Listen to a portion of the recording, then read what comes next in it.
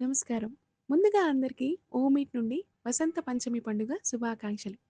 చాలా మందికి తెలిసినటువంటిది ఏమిటంటే, ఈ రోజున సరస్వతి దేవి ఆరాధన చేస్తారని.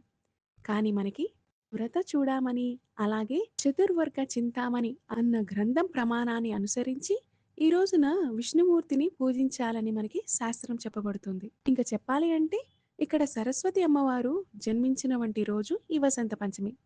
కొన్ని గ్రంథాల ప్రకారం వసంత పంచమి అనేది వసంత ఋతువు ఇక్కడ నుండే ప్రారంభమవుతుందని చెప్పబడి ఉంది.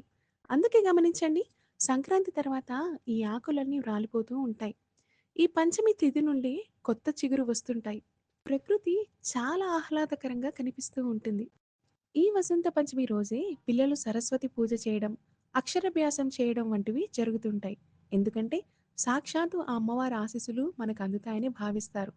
ఈరోజు తెల్లవారుజామున నిద్రలేచి, అమ్మవారికి ఇష్టమైన తెలుపు లేదా పసుపు రంగు దుస్తులను ధరించి, ఆమెకి ఇష్టమైన నందివర్ధన పువ్వులు లేక గులాబీ పూలతో అలంకరణ చేసి, తెల్లని పదార్థములను నైవేద్యంగా పెడతారు.